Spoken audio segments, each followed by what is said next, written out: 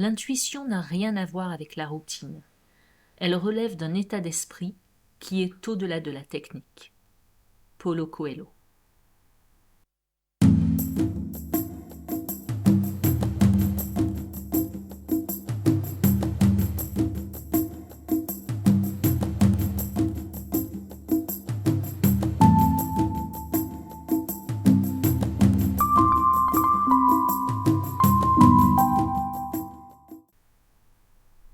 Des personnes simplement sensibles et intuitives peuvent capter des informations sans même en avoir conscience.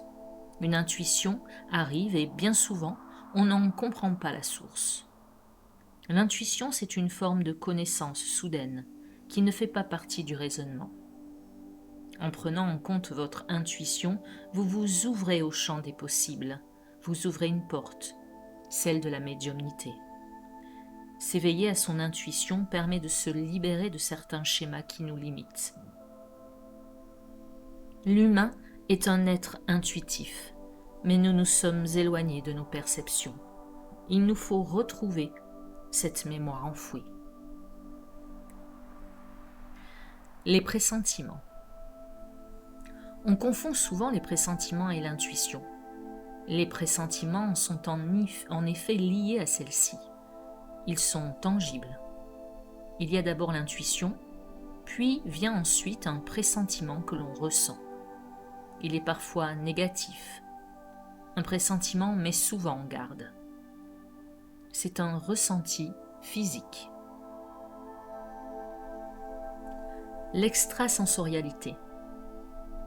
C'est avoir des perceptions en plus des sens habituels. Le goût, l'odorat, la vue, le toucher et l'ouïe.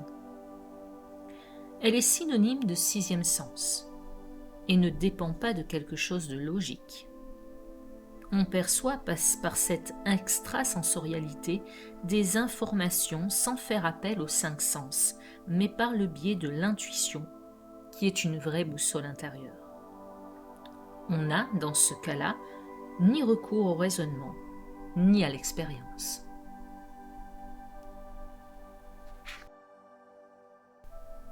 La claire information permet de recevoir des données non cryptées, des concepts, des idées ou encore des conseils.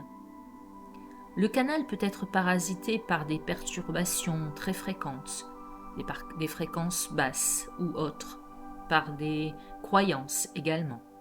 Les messages sont donc souvent influencés par la personne qui les reçoit et par son environnement. La clairguidance est une zone de connexion avec les esprits guides pour un soutien sur le chemin de vie. La clairvision. Le clairvoyant voit et perçoit ce que personne d'autre ne peut voir. Les esprits, l'aura, les entités par exemple. Il réceptionne les images par flash ou parfois aussi dans des rêves prémonitoires. La clairaudience.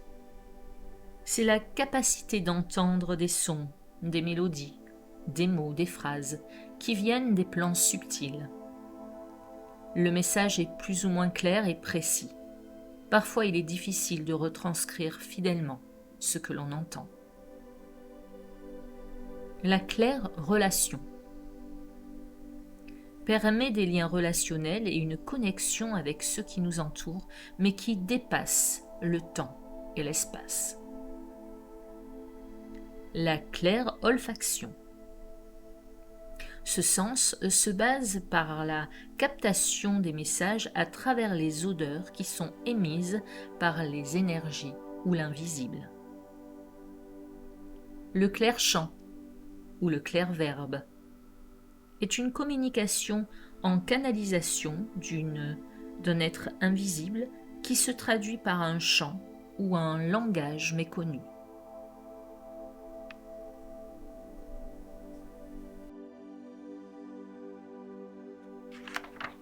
La claire émotion. L'empathie est le fait de capter les émotions, la peur et les sensations d'autres personnes. Les médiums empathes se sentent parfois envahis par les émotions des autres, mais ils peuvent leur permettre de guérir les blessures émotionnelles.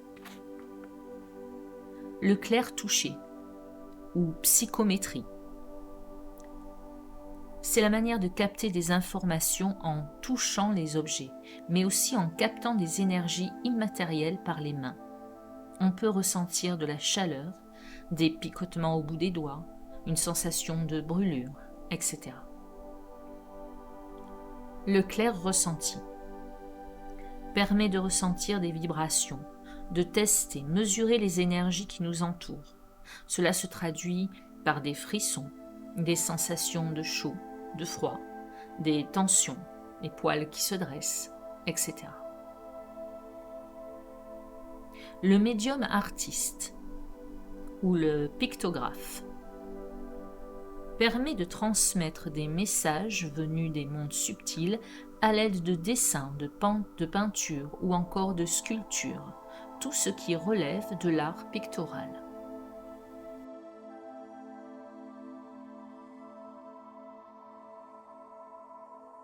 Dans les prochaines vidéos, nous aborderons d'autres sujets, la transe, les médiums guérisseurs, les passeurs d'âme, le channeling ou encore les outils médiumniques. À bientôt. Merci à vous.